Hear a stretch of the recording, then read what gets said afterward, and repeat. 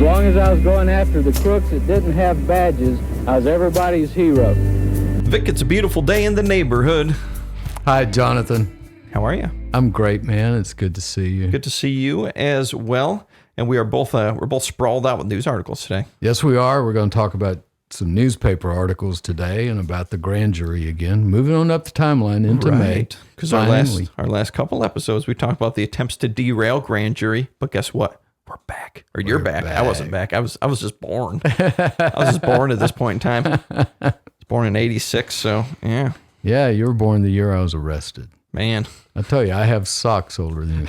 I have a suit upstairs, my arrest suit, that's older than you. Cool, man. Yeah, from Harlock's Menswear, Waco, Texas. That's wild. Yeah, that's wild. I bought that suit in 84 or 85. But, you know, I will say, being in my 30s now, I totally value like a good shirt or something like that. It's like, I'm going to have this for like 20 years. Mm-hmm. I'm totally okay with that now. Yeah. I totally get when you find something comfy, you hold on to it. Hold on to it. Yeah. Cool, man. I liked our last episode. We finally got to show our viewers, if you haven't listened to it, listen to our last one. Mm-hmm. We get into Tom Pauken and we get into Charles Duncan. If you go to YouTube, you'll actually get to see Charles Duncan because we took a clip of the couple of the episodes that he did. Those slanderous libel episodes. Yeah. We proved every word was a lie. Poor old guy. When that verdict came in, he disappeared, man. I bet he... Well, what did you say? He had a rental car, right? And they found him in the rental like days later in a bar somewhere. Yeah. In like West Texas or something. Couple, 3 weeks later. Yeah. Drunk in a motel in Muleshoe, Texas. Isn't that wild? Yeah, they had to hire a private investigator to find him to get their rent car back. Oh, my Lord. Yeah, it was rough. But, I mean, what else was he going to do? I mean, his entire world crumbled. I mean, no one's going to hire him, right, at that point? I wouldn't. No. I mean, shoot, you've just got the largest libel verdict in American history rendered against you. Matter of fact, this might be a fun time to play that other clip. It was from his first episode, and we've already proven that it was a lie, where he says that I was under investigation by the FBI, and that they've been investigating me since I think late '84. Yeah, he and Colonel Jim Adams kept trying to back it up prior to Lucas, right? But they just couldn't do it. There was nothing to support that. They didn't start investigating me until I had sat down with Jim Adams and tried to get him to take the Lucas thing back, and he pointed his finger at me and said, "I'm not doing it, but I am investigating you." So, dun, dun, dun. Dun, dun, dun. So let's play that clip. The grand jury in Waco also has questioned several law enforcement officers and private attorneys about a Channel 8 News investigation into McLennan County District Attorney Vic Feazell. Channel 8 News has learned that the FBI is investigating Feazell and a half a dozen defense attorneys in Waco, looking into how they handle DWI cases. Channel 8's Charles Duncan has the first of a series of reports on the controversial DA. All right. So there he is talking about the FBI, and he had to admit in the trial that it wasn't true, that the FBI wasn't involved yet. His whole purpose was to stir up a public outcry. Right. Because, see, the FBI had come in a little before and looked around. There was nothing there. They folded up their tents and they went home because that was Justice Department policy. They had to, unless there's a public outcry. Well, Colonel Jim Adams, through his buddy Tom Pauken, through Channel 8, Charles Duncan, they created the public outcry. And they started out the first thing with a lie, saying that the FBI was investigating me then and before Lucas. And that was totally not true. Damn lie. They were doing so much to try to derail this grand jury. I was so tired, Jonathan. How tired were you? Oh, God, I was so tired. I hardly ever got to go home before late at night. Yeah. And Truman Simons would stick around a lot of times just to follow me home to make sure that I made it home and that I didn't get shot along the way. Because my life had been threatened a lot. Right. It had. And, so they were doing everything they could. And we were getting witnesses together. We're going to talk about one of them after a while, Chris Piazza on the Scotty Scott case. And we were busy on the phone because there was no internet. Yeah, you can just shoot an email to these people, right? Yeah. Send me your records on. Send You me a guys had PDF. a fax machine, though, right? No, fax machines had not been invented yet. There's no fax machines yet? Oh, I'd already left the DA's office the first time I saw a fax machine. man. I was working on a case, and Sheehy, Lovelace, and Mayfield, their office, had a fax machine. It was like maybe the first one in town besides a couple of the printing places, the places that did printing or did photographs. How does this work? The Had a black fax magic. machine. And I remember they called me over because they were going to fax over this letter for us to look at to get a case settled. It was after I was a DA. And I was saying, all right, explain this. Now, they put a piece of paper in California, and it comes out over here. Is that paper going through the wire? I mean, I was that ignorant of technology back then. It was also brand new. Like, what if they put a piece of pizza in? Yeah. And back then, microwaves were still just a rumor. You for real? Yeah, they're going to have something that can boil a cup of water in 1 minute. Everybody going, no way. It'll defrost a roast in like 10 minutes. No way. No, we didn't believe it. And the next thing you know, here's the microwave. Here's the fax machine. You're standing in front of it, nose pressed against the glass. Just, And then when I was DA, I wrote the first grant. I wrote the grant that got the first ever computer into the McLennan County Courthouse. just one computer? One computer. What was the cost of it? Do you remember? I don't remember. It was pretty expensive, though. It was pretty expensive. And I hired a guy to come in and try to program it for us. Oh, And my God. he spent a lot of time in his office with the door closed and everybody bitching at me, saying, what's he doing in there all the time? I don't see any work being done. Blah, blah, blah. And I go, this was Ned bitching about it. I go, Ned, leave him alone. He was a really great lawyer. His name is Pat Barber. Matter of fact, his son, Austin, and I are friends on Facebook. I remember Austin when he was 12 years old. Cool. Back when Pat worked for me. Pat went out to West Texas and became a county attorney out there, and he got crossways with the state police for a while Ruh-roh. because after he left the county attorney's office and was just practicing law, he put up a big billboard out near Pecos, Texas somewhere because the cops were pulling people over all the time and searching their cars. And he put up a big sign that says, just say no to searches. That's funny. And with a phone number to call. Yeah. Nice. And Smart. they didn't went like through that. it. They didn't like it. They got to the landowner. They got the landowner to tell him, I'm not going to lease this to you anymore. You're going to have to take it down. I don't want it here. Wow. And so Pat went out there with a bunch of reporters and a bunch of supporters. Yeah. And they put lighter fluid all over it and burned it to the ground. No and made a way. news event out of it. Yeah. Wow. Pat was a character. I loved Pat. Yeah. Wow. So just say no to searches. That's still good advice today, people. Still valid. Still valid. It's your constitutional right. Do it. But you asked me how tired I was. Yeah. Man, I was so tired that one time during this, 2 ladies came to meet with me in my office. Nice ladies on something totally unrelated. It was something different, but they needed to see me personally. And I was sitting there listening to them talk on, and I was doing this. So nodding off. And Just next thing I gone. know, one of them's patting me on the shoulder. Fade to black. Mr. Feazell, you just went to sleep. I'm so sorry. But that's how tired I was. Like, I will not be sponsoring the Girl Scout bake sale. And that was when I was drinking 30 and 40 cups of coffee. That's a day. just insanity. Yeah, I know. There's more coffee than blood at that point in your body. I only do about 12 now. That's still crazy. Yeah, I don't even feel it. Yeah. I could drink 3 cups of coffee and go to sleep. Yeah, I could. Well, I had 30 that day and fell asleep right in front of those 2 sweet ladies. So That's too much. yeah. That's too much.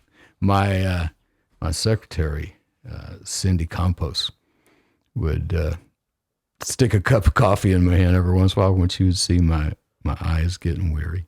Just come on, Mr. Coffee. Yeah. Drink it. Yeah. Drink it. Sometimes I'd have her come in the room for meetings to take notes. Yeah. It's mainly to keep me awake.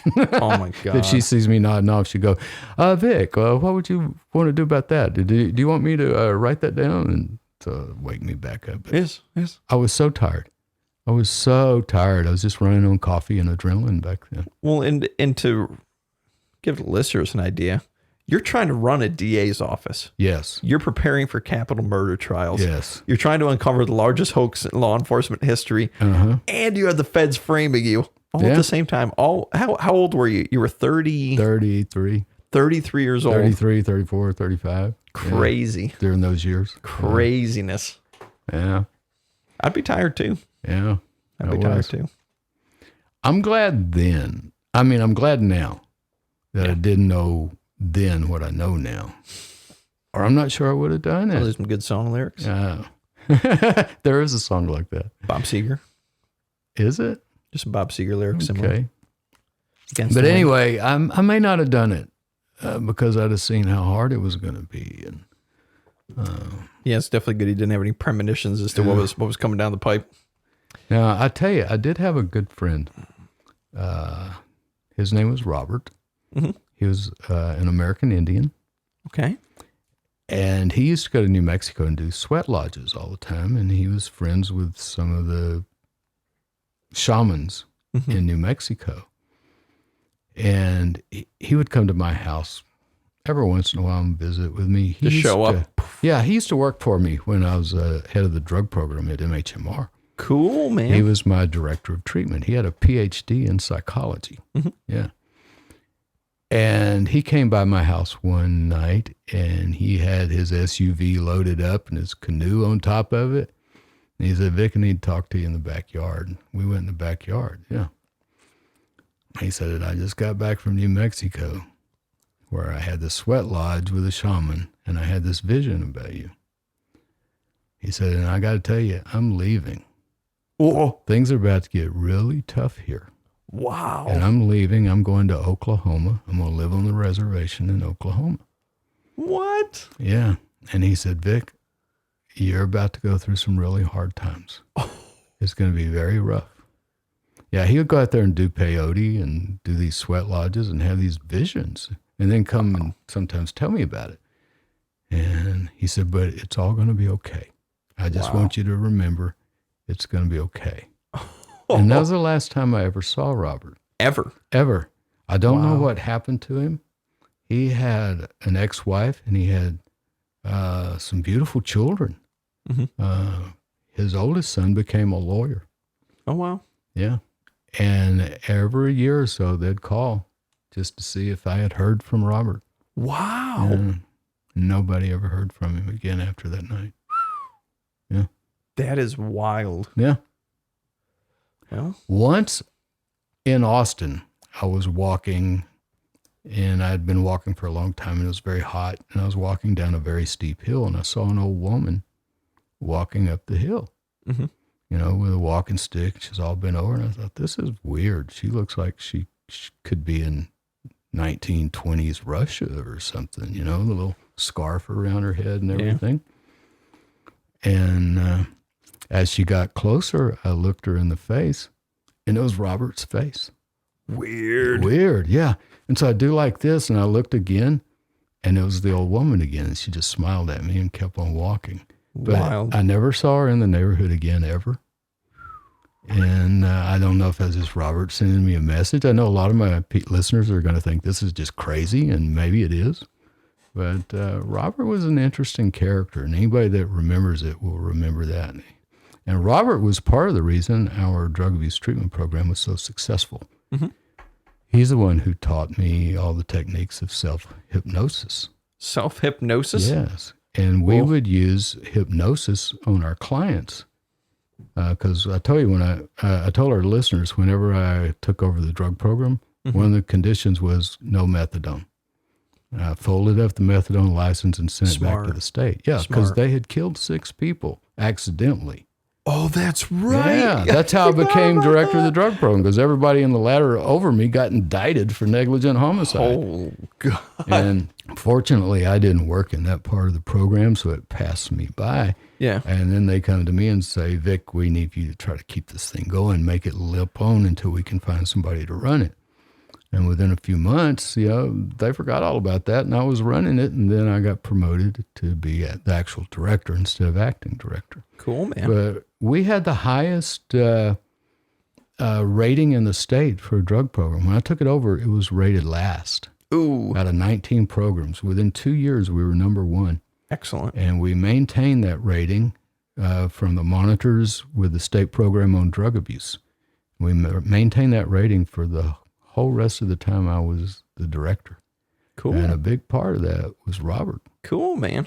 Yeah, because Robert, wherever you are. Robert, wherever you are, thank you. And occasionally I'll still run into somebody who will ask about Robert. Yeah. I ran into a lady who had been addicted to heroin, she's still clean. Awesome. And just hugged me and said, I want to thank you. And if you ever see Robert, thank Robert. Because we would give them these skills so that when they would start feeling these urges and start falling back into their obsessive compulsive thoughts and behavior patterns, which is what addiction is all about, right? We'd give them some tools so that they could count Snap down. And that was before computers. But Robert and I both were sitting down, we're talking about this countdown thing. A lot of them can't get through that if they're out in the real world. And sitting at home, they can count down 10, 9, 8, and get into that relaxed state. And then the suggestions that we had given them during therapy would kick in, which is all the love and joy and peace and fulfillment, and no need for any kind of stimulant, no need for any kind of drug, no need for heroin. Mm-hmm. And that's what we were doing. But to get around the problem with the countdown, we invented a macro. A macro? A macro. And this is before computers. We didn't call it a macro. Did you call it a Mac? We call it a shortcut. Oh. But we gave them a mudra, different little hand gestures that they could do. Mm-hmm. And they'd find one they'd like, and if that was it, and it's not something they could get to accidentally, like maybe the thumb between those fingers or between those fingers or touching just the cuticle here. Weird. And we'd tell them, when you do that, take a deep breath, exhale slowly, and you'll be there. Huh. And so we were able to bypass the countdown, which, wow, for our people that had been with us for a while, they got on top of those urges. They got on top of those childhood imprints and those buttons that could be pushed to make them go use drugs. Ooh. And so we had the highest rating in the state. That's pretty cool, man. So thank you. Anyway, but that's how tough it was that even my best friend knew I was going to We're fleeing the state. Mm-hmm. But it said it'll be all right. And it was all right. And it did all turn out all right. But in the meantime, it was But tough. in the meantime, grand jury resumes Lucas investigation. That's it, man. We're back. You're back. The grand jury was back. And they had been reading all of this bullshit. Reading, seeing, hearing. Yes. All of it. All of it. And by this time, Channel 8 wasn't running anything yet, but Duncan was down here.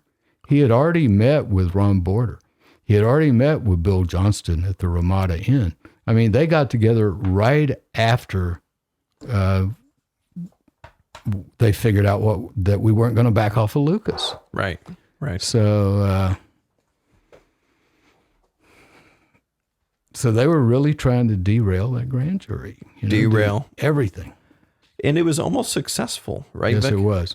Yes, it was. Because when I came back, there were a lot of questions. But thank goodness, we're teasing up. We're leading up to Bob and Joyce Lemons. Yes. We're going to get through 3 or 4 articles here, and then we're going to talk about an article that says Family Meets Lucas. Well, that family was Bob and Joyce Lemons, the mom and dad of Deborah Sue Williamson, who was murdered in Lubbock like 2 days after Henry Lucas was released from prison up in Maryland. And who was like living with relatives at the time. Living with relatives. Yeah, we're going to go through. That's an easy one to discount. We're going to pull some of the video we've got of the interviews with Henry's ex-wife, Betty Crawford. We got them. And they all lived right there in the same area. Mm-hmm. Now, she'll say that it was a marriage of convenience. They didn't have sex. But, Henry couldn't have sex. Right. We've discussed that. Yeah, because he was stabbed in prison. Yeah. Stabbed in rendering prison. Him impotent. Yep. So, a McLennan County grand jury on Friday resumed its investigation into confessions by convicted murderer Henry Lee Lucas to 2 local slangs as debate over his other confessions continues. Yeah. Why did they come back on a Friday? Why not a fresh Monday morning? I don't know. Just timing. It's just timing. It's just timing. Yeah. Thought to this. And a lot of it had to do with scheduling, when people could get in. Question. Mm-hmm. How do you pick a grand jury? Where does a grand jury come from? How do I get called to a grand jury? It's different now than it used to be. Okay. But back then, the judge would appoint grand jury commissioners, 4 or 5 people. Okay. And they would then come up with a list of potential grand jurors. Okay. And then they sit down with each other and by talking and compromise, come up with a list of 12. But what is the pool that they hunt from? The voter registration pool. And then it's totally random? It's not random. It's more random now. But back then, the commissioners had to be registered voters. Okay. The grand jurors had to be registered voters. But it was usually people that the commissioners know. Oh, I go to church with this guy. Oh, I'm a member at Ridgewood Country Club with this guy. Oh, this guy is my wife's cousin and he's always wanted to be on a grand jury. That kind of stuff. And then they sit down and they tell their reasons why this person should be on a grand jury. And the list of 12 is the result of their compromises. That's pretty wild, man. Isn't it? Yeah. But now the system is a lot more random. Right. Yeah, based on like they do with jury calls now. Mm-hmm. Just like a jury wheel, but it's computerized now. All right. Well, that's good to know. Sorry for interjecting into that. Quite all right, man. Because a lot of people don't know how the grand jury. I had no idea how it was picked back then, Vic. I had no idea. And that's crazy to think that it's like that. Like, I got this neighbor. He's pretty cool. Seems pretty smart. Let's get him in there. It was a good old boys club. Right. It really was. And most of the grand jurors were always white men. Occasionally would have a black or Hispanic. Occasionally would have a woman. But 9 of them were going to be white men. That's crazy. All the time, yeah. But that's just the way it worked. Well, moving on in the article, it actually says that most recently, Williamson County Sheriff Jim Boutwell produced a letter in which Lucas said he lied to McLennan County authorities when he recanted his earlier confession and wants to return to the Georgetown jail where he was kept until moved to Waco April 12th. April 12th. What's up with that, man? So Jim Boutwell rolls in saying, nah, man. That ain't true. Henry was real conflicted. Yeah. He saw the evidence we had. He wanted to tell the truth, but at the same time, he was worried about Clemmy because he wanted to please Clemmy, and Clemmy thought she had brought this serial killer to Jesus. And we heard the Bob Larson tapes where he said, no, I'm doing this to protect Clemmy. I have to lie to these McLennan counties. Mm-hmm. Authoritas. I've asked for the sheriff to come up here. I've asked for the FBI to come up here and talk to me privately so we can get this straightened out, and they won't do it. And the only way I can take and come forward with it is have people behind me that's going to protect me here and protect people out there. So you're saying that the recanting that you did and saying you didn't kill these people, that's not true? No, it's not true. It's only what they want here, and that's all. It's not what the actual truth is. The truth is that I've killed around 360 people. And the only way I can prove it is with the help of the police in Georgetown and the rangers who have turned their backs on me. And that's the only way I can do it. Yeah, that's what he was saying. And he had this bond with Jim Boutwell. Yeah. Henry was like, I always thought of Sheriff Boutwell's like a daddy. AKA, you give me milkshake, I give you confession. Yeah. Can we boil down to something that simple? Always thought of Bob Prince as like a brother. Yeah. Yeah. I remember when he said that to me in my office. You're just like, oh God. oh yeah. And I remember I cracked Truman and Ned up one time and go, yeah, Sheriff Boutwell's like a daddy to me. Bob Prince like a sister. Oh. Yeah. Haunting image. Lucas has denied the existence of the letter quoted by Boutwell, but the sheriff has denied receiving a royalty from the share of a book about the convicted killer. So 2 denials in the same paragraph. What? Yeah. Yeah, this is that hands of death thing. Oh my God. Yeah, Boutwell actually wrote the foreword to that book. Yeah. And also he had helped a friend of Bob Prince, he might even be his cousin, who is a deputy constable, get a book contract with Lucas as well. Right. Yeah, Prince had to do some cover my butt memos to his superiors about that after all this broke. Says, Lucas told a Dallas author he had delivered the poison used in the 1978 mass suicides at the Reverend Jones camp in Guyana. Like, it's like he's not even trying. He's just like, yeah, whatever. Well, I was there at Auschwitz. You should have seen me. If they'll let me keep confessing, I'd have had more than, what's that guy's name? Hitler, that's it. Just so stupid. Just so crazy. You know, and what I really love is the footage that the Japanese film crew took. Remember this? Yes. And we played some in other episodes. Maybe we'll plug a quick clip in here. But every once in a while, they'll cut to Jim Boutwell, and you can see how upset he is that Lucas is just rambling this crazy stuff off, you know, trying to impress the Japanese film crew and Hugh Ainsworth, who's there. And every once in a while, they'll pan to Jim Boutwell, and he's just like, no, what is this? Shut him up, shut up. Especially when Henry says, I killed a few in your country, too. Yeah, the look he gave after that was just like, shut up, shut up. I hope you can find You that will get no part. milkshake today, sir. You get no milkshakes. We're not going to Sonic on the way home, Henry. No. But anywho. Read that next paragraph. So he says, I cannot stop these people in McLennan County. Boutwell quoted Lucas's letter from April 28th, saying, I have to do like they want me to do. I want back to Georgetown to clear up my cases. Look at the facts. They know. And then, you know, quote says, law enforcement officials didn't show me the crime scenes. I took them there. Yeah. Well, we know that's not true. Yeah. We've dissected enough of those confessions. And when we get into the talking about Bob and Joyce Lemons and Deborah Sue Williamson, we're gonna get into that one real heavy. We may have 3 or 4 episodes on that one. Yeah. And it's an active case, Vic. It's still unsolved to this day. They reopened it. They finally reopened it. Jim Bob Darnell did not want to reopen it, but under pressure from Bob and Joyce, he finally did. He was the DA out in Lubbock. Awesome. But anywho, so Lucas's attorney, Guy Cox of Waco, said he has never heard of the letter. Now, have you personally, Vic, ever seen the letter? No. Like, so it just doesn't exist? No. I don't know. If it does, he never turned it over to us.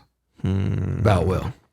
Right. And his attorney doesn't have a copy of it. You never got a copy of it. Mm-mm. I mean, the press, if they had a copy of it, I imagine would have run it in full. Oh, they would have taken a picture of it. At least Mike Cox down in Austin would have. Yeah, they'd have printed a picture of it for sure. Framed it with some nice flowers maybe around it. McLennan County District Attorney Vic Feazell said Thursday that Lucas has been asked about the alleged letter and says it does not exist.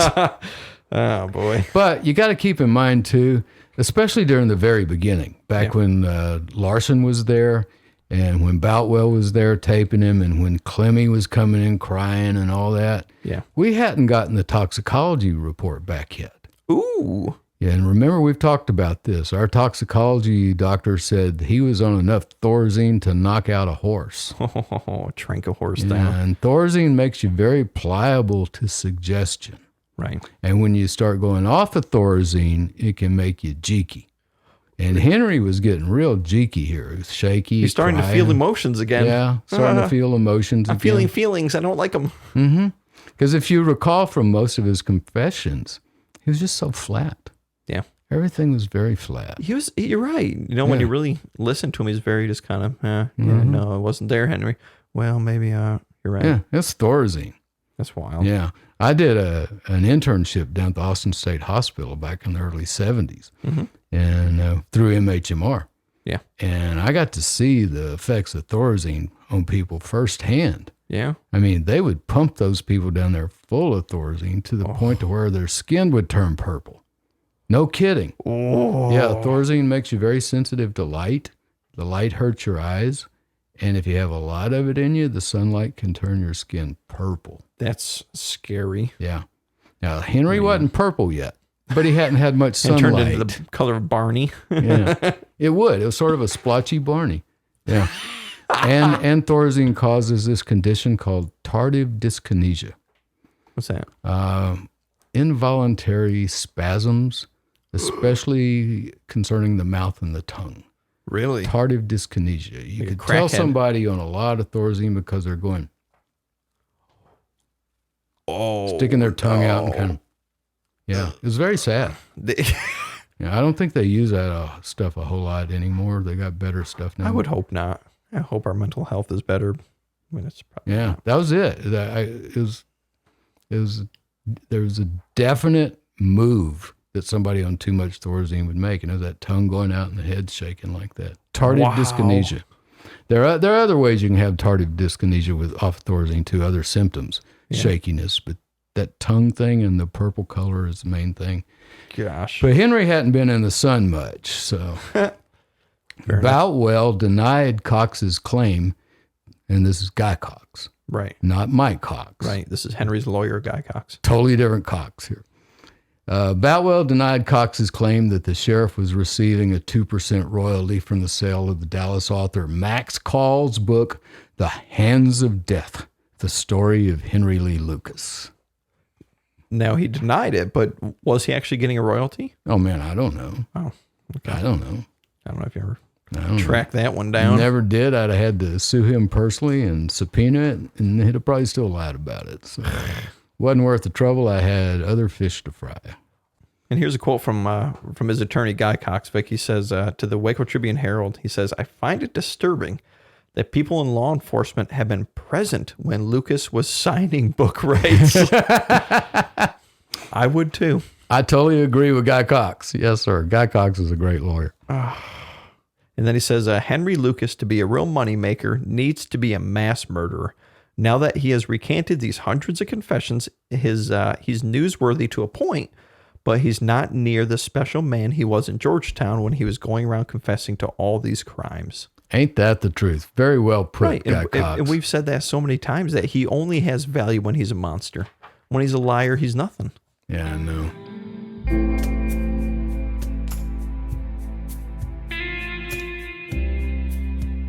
Hi, I'm Vic Feazell. During these trying times, you might want to just stay home. And at the law offices of Vic Feazell, we understand. That's why we're set up to handle your personal injury claim without you even having to come in. Just give us a call, and we'll take it from there. We can send any paperwork straight to your smartphone or computer. Don't delay, because if we don't put money in your pocket, you don't owe us anything. I'm Vic Feazell.